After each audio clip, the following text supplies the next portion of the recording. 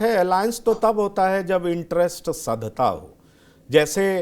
अगर नवीन पटनायक की पार्टी की बात करें तो वो कांग्रेस के साथ अलायंस क्यों करेगी जब उसको उसी पॉलिटिकल स्पेस के लिए फाइट करना है। दूसरी बात, ठीक है, महाराष्ट्र में महाअघाड़ी है, एनसीपी, कांग्रेस, उद्धव सेना एक साथ ये तीनों आ सकते हैं, लेकिन सवाल ये उठता है कि एनसीपी में भी बगावत इस बात को लेकर के है कि उद्धव के साथ रहना है या बीजेपी के साथ जाना है। और अभी एक मार्के की बात यह है कि ठीक है, Sharad Pawar is the boss, ये साबित हो गया, लेकिन पवार साहब ने भी तो ये कह दिया कि शिंदे की सरकार जाने वाली नहीं है। वो अगर उनके मेंबर्स डिस्क्वालिफाइड भी होते हैं फिर भी सरकार नहीं जाएगी। तो इतने कॉन्ट्राडिक्शंस आपको दिखाई पड़ रहे हैं। क्या आपको लगता है कि ये लोग विपक्षी एकता के नाम पर एकजुट हो पाएंगे, या फिर नीतीश कुमार अपने लिए एक मौका तैयार करने की कोशिश में है कि पोस्ट पोल कोई इस तरह का सिचुएशन बनता है जिसमें नीतीश कुमार खुद को नेता के तौर पर स्थापित कर सके? जी पंकज, जैसा कि बाकी गेस्ट ने कहा, मुझे भी ये कहने में कोई अंदेशा नहीं है कि अभी जो नीतीश कुमार जी कर रहे हैं वो अपना कद बढ़ाने के लिए कर रहे हैं। वो जानते हैं कि वो बिहार विधानसभा में तीसरे नंबर की पार्टी हैं। आरजेडी की ज़्यादातर बातें उनको माननी पड़ती हैं, चाहे वो चाहें या न चाहें।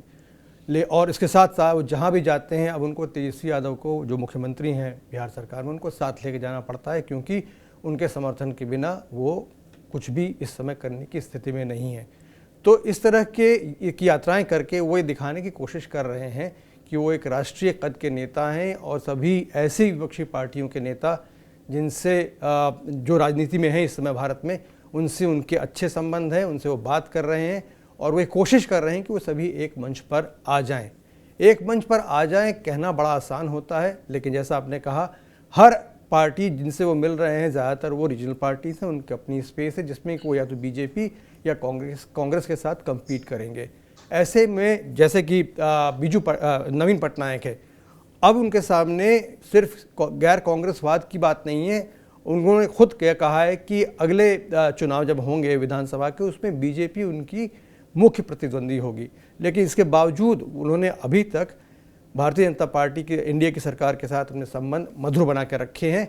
और वो हमेशा ये कहते हैं कि उनके संबंध नरेंद्र मोदी से भी मधुर हैं, यानी कि वो किसी भी तरीके से सेंटर को इस वक्त नाराज़ नहीं करना चाहते। आपने महाराष्ट्र का नाम लिया, इस समय अगर आप देखें आज जो सामना में एडिटोरियल छपा है उसमें शरद पवार की एक तरीके से आलोचना की गई है कि उन्होंने अपनी नौका को डूबने से बचाने के लिए वो किया जो उन्होंने किया, और उसमें वो सफल रहे हैं। हालांकि बाद में उस एडिटोरियल में लीपापोती की गई है और शरद पवार को भीष्म पितामह का नाम दिया गया है, और ये भी कहा गया है कि भीष्म पितामह तो बेचारे लाचार से शरसैया पर पड़े हुए थे, लेकिन शरद पवार ने ये दिखा दिया कि वो महाराष्ट्र की राजनीति में कितना बड़ा बदलाव करने की ताकत रखते हैं। तो इस समय ये सब जो हो रहा है ये फोटो ऑप है, और मिलना जुलना अच्छा है, लेकिन इससे बहुत कुछ निकलेगा ये नहीं कहा जा सकता, क्योंकि महाराष्ट्र में ही अभी एनसीपी और शिवसेना एक पन्ने पर दिखाई नहीं दे रहे हैं।